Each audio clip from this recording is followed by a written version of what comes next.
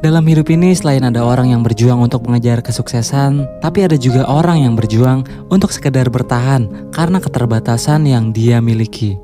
A Silent Voice menceritakan seorang gadis tuli dan bisu yang dijauhi teman-temannya dan tetap mencoba membalas bulian serta cacian dengan memaafkan. Akankah dia sanggup bertahan hingga dia dewasa? Penasaran seperti apa kisahnya? Langsung aja kita simak videonya dan selamat datang kembali di Panel Story.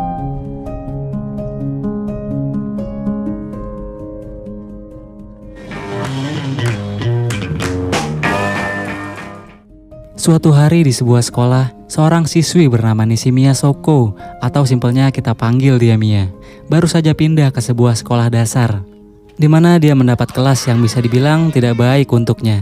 Karena di kelas inilah Mia bertemu dengan Soya, yang dikenal suka usil kepada temannya yang lain.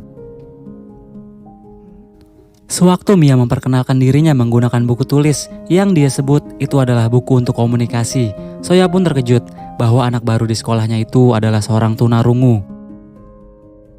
Pada awalnya semua tampak baik-baik saja, hingga sekolah mereka memutuskan untuk memberikan pelajaran tambahan selama 3 menit setiap paginya untuk mempelajari bahasa isyarat yang tak lain bertujuan agar mereka dapat berkomunikasi dengan Mia. Hal ini mendapat pertentangan dari teman sekelas Mia yang bernama Ueno, yang juga teman akrabnya si Soya, di mana Ueno secara terang-terangan menolak keputusan dari guru. Tapi seorang siswi bernama Sahara justru menyambut positif keputusan ini dan menyetujui pelajaran tambahan yang diberikan. Keesokan harinya terjadi momen yang membuat Ueno makin tidak menyukai Mia. Saat Ueno disuruh membacakan sebuah teks, dia diperingatkan oleh gurunya karena intonasi bacanya yang buruk. Tapi giliran Mia yang membaca, dia malah tidak ditegur sama sekali. Hingga ketika Soya disuruh membaca, dia pun meniru suara Mia. Dan hal ini tentunya membuat Soya ditegur oleh gurunya. Sejak kejadian itu, Ueno menghasut murid lainnya untuk menjauhi Mia. Ketika Mia sendirian, Soya mencoba menghampirinya. Mia mengira Soya bakal menghiburnya, tapi ternyata satu-satunya teman Mia di sekolah hanyalah Sahara, dan mereka selalu tampak berduaan. Hal ini membuat Soya dan Ueno berniat melukai perasaan Mia dengan menuliskan di papan tulis sebuah kalimat yang berisikan bahwa Sahara meninggalkan banyak temannya sejak kehadiran Mia. Mia pun masuk ke dalam kelas dan melihat tulisan itu. Kemudian Soya berpura-pura menghapusnya, seolah itu bukanlah perbuatannya. Akan tetapi Mia tidak merasa bersedih sedikit pun, seperti yang mereka harapkan. Dan malah dia menuliskan kata terima kasih kepada Soya.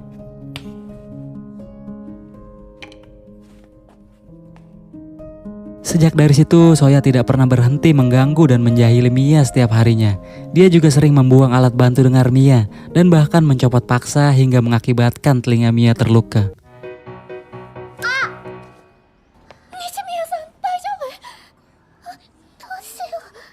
Sewaktu pulang sekolah, Soya dan teman-temannya dicegat oleh Mia seorang diri. Tapi Mia datang bukan untuk membalas perbuatan Soya kepadanya, melainkan menulis permintaan maafnya, walaupun dia tidak tahu dia punya salah apa kepada Soya. Setelah itu Mia berharap agar Soya bisa berteman dengannya.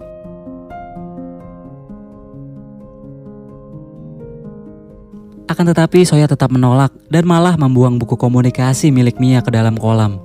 Dan entah kenapa Soya jugalah yang mengambil buku itu dari dalam kolam air. Keesokan harinya di kelas, Mia tidak masuk sekolah dan kepala sekolah mereka sedang menyelidiki laporan dari ibu Mia yang mengatakan bahwa alat bantu dengar Mia telah hilang dan rusak sebanyak 8 kali dalam 5 bulan terakhir. Dia mencurigai bahwa Mia sudah menjadi korban bully dan meminta para murid untuk mengaku.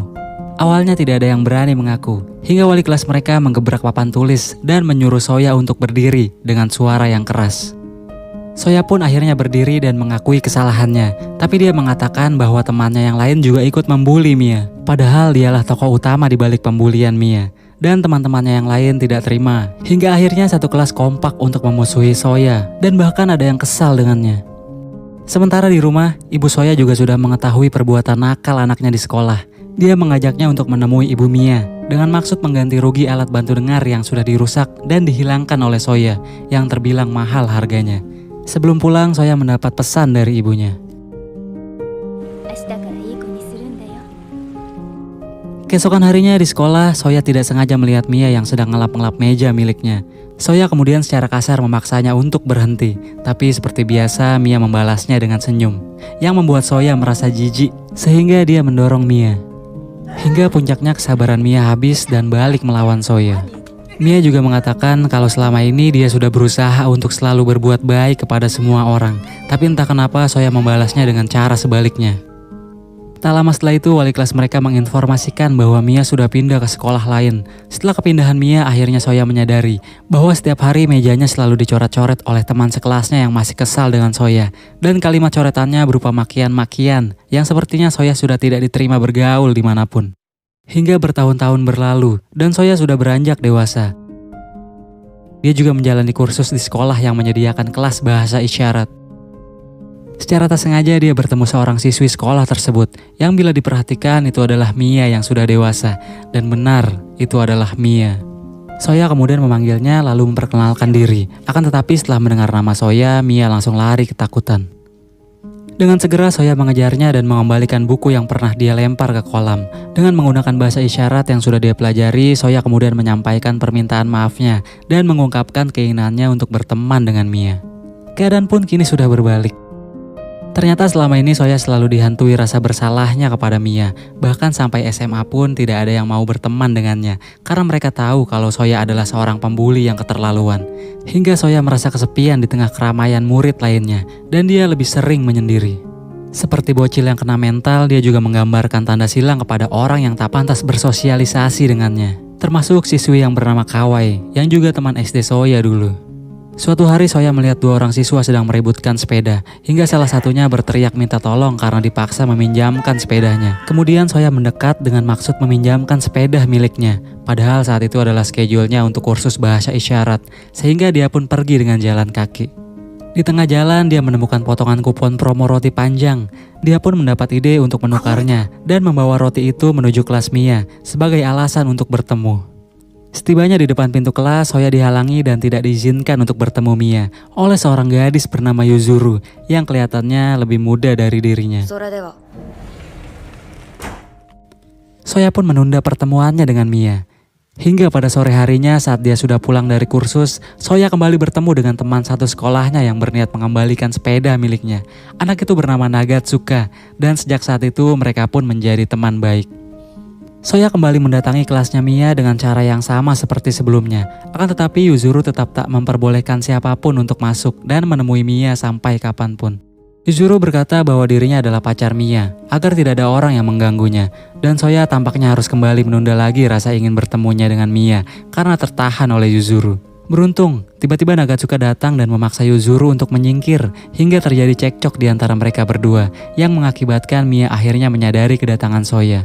Akan tetapi Soya yang malu dengan keributan tadi langsung pergi dan kemudian Mia mengejarnya. Tapi pada akhirnya mereka memiliki waktu berduaan di sebuah jembatan dan saling berkomunikasi menggunakan bahasa isyarat.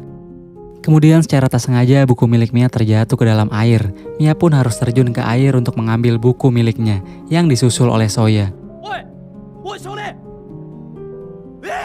Kejadian itu kemudian berhasil difoto oleh Yuzuru menggunakan kamera yang dia bawa. Lalu setelah itu Yuzuru men-share hasil jepretannya pada malam hari ke akun media sosial yang kemudian membuat Soya menjadi viral keesokan harinya. Hal ini kemudian berdampak kepada Soya yang akhirnya dia harus mendapat skorsing dari sekolahnya.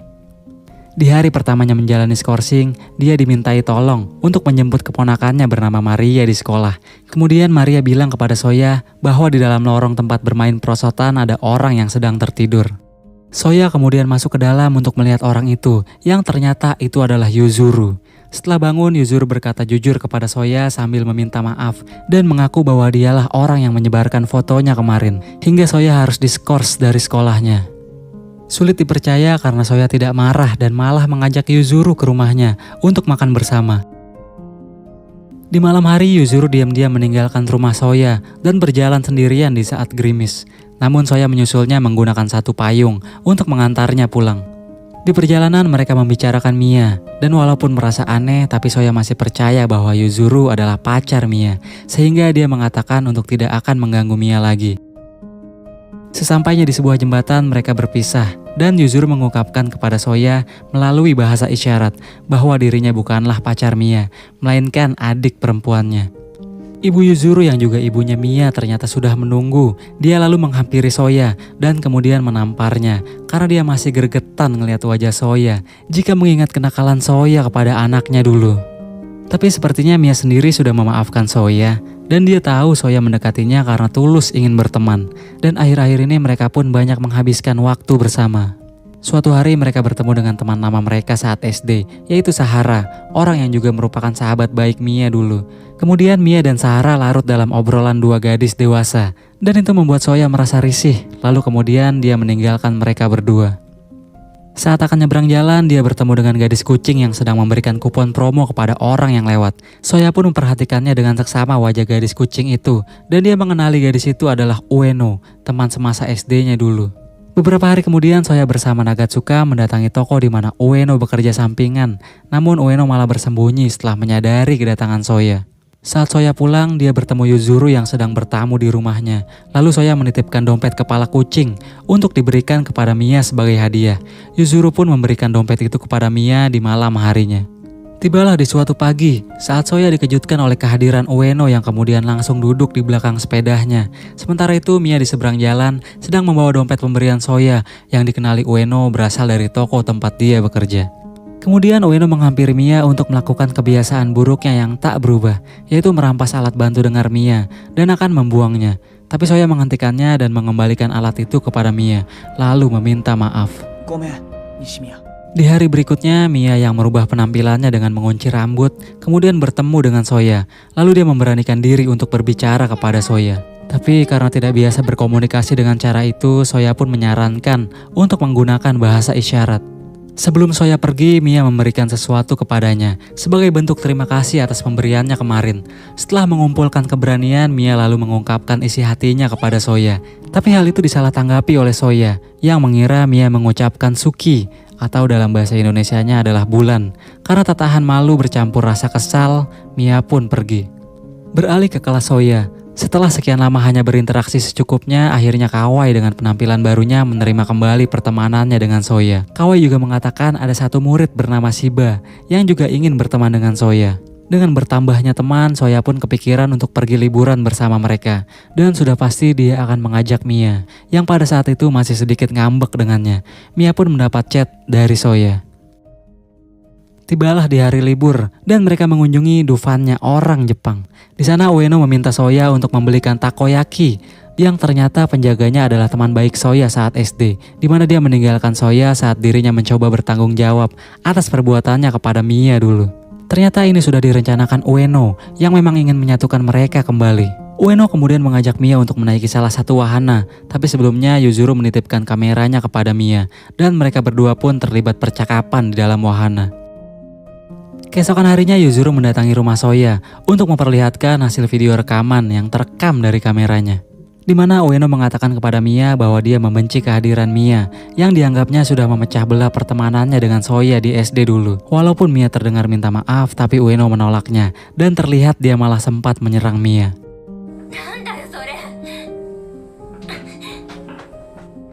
Keesokan harinya di kelas, Soya dan Kawai terlibat cekcok karena percakapan yang membahas Mia pada zaman SD dulu, hingga mereka kembali saling menuduh satu sama lain. Akhirnya isu itu mereka coba selesaikan di luar jam sekolah, dan mereka pun berkumpul untuk berdiskusi, termasuk Ueno dan Sahara yang juga datang. Walau sempat saling memaafkan, tapi kesalahpahaman kembali terjadi yang membuat kelompok ini bubar, dan hanya menyisakan Soya yang harus kembali menyalahkan dirinya sendiri. Kita beralih dulu ke Yuzuru, adik yang selalu menemani dan mengkhawatirkan kakaknya. Di suatu malam Yuzuru mendapat mimpi buruk mengenai kakaknya yang membuatnya berfirasat bahwa akan terjadi sesuatu pada Mia. Scene kemudian berpindah ke acara pemakaman nenek Mia dan Yuzuru yang membuat mereka merasa bersedih, khususnya Mia. Soya kemudian mencoba menghibur mereka berdua dengan mengajak jalan agar bisa melupakan sedikit kesedihan.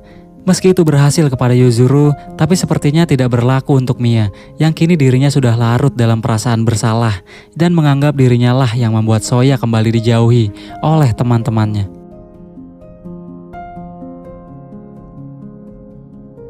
Yuzuru dan Mia mengajak Soya untuk mempersiapkan kue ulang tahun ibu mereka, yang dimana ibu Mia masih terlihat kesal dengan Soya.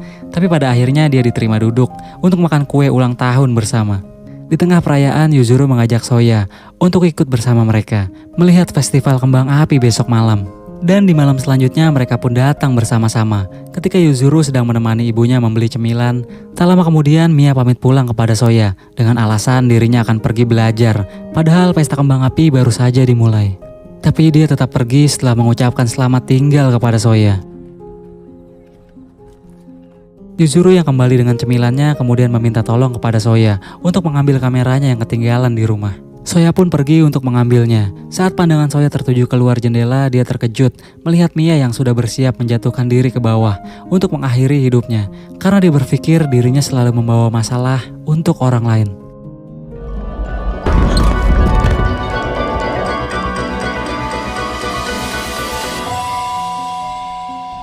Tapi Soya masih sempat menggapainya dan mengerahkan seluruh tenaga untuk menarik Mia. Soya kemudian berdoa, jika Mia berhasil selamat, maka Soya berjanji akan menempatkan dirinya ke dalam lingkungan sekitar sebagai pribadi yang lebih baik. Walau pada akhirnya Mia berhasil diselamatkan, tetapi insiden terjadi kepada Soya.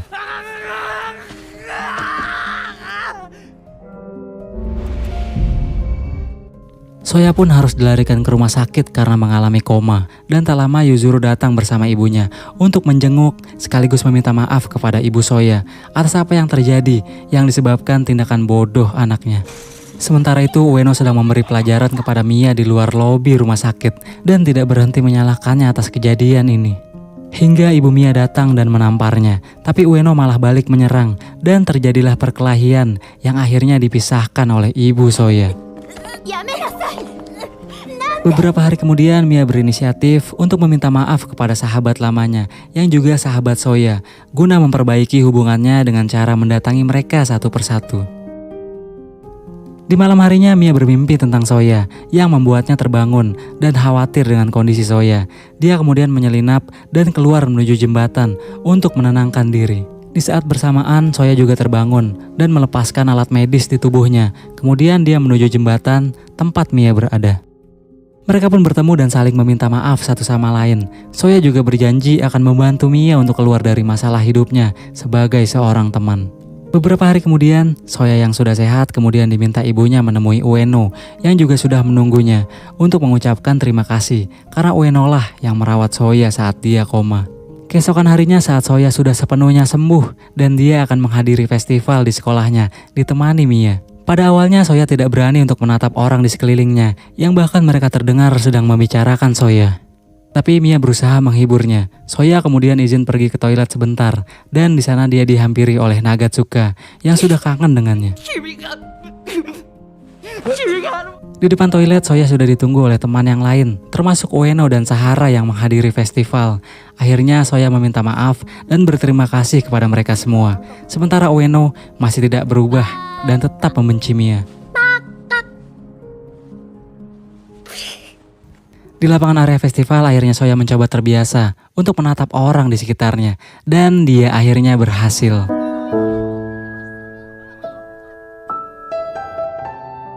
Keterbatasan bukanlah salah satu cara untuk mengakhiri hidup. Tetap berusaha agar semuanya berjalan dengan baik. Jadilah diri sendiri dan buat perubahan. Terima kasih untuk kalian yang sudah menonton video ini dan sampai jumpa di video selanjutnya. Sayonara.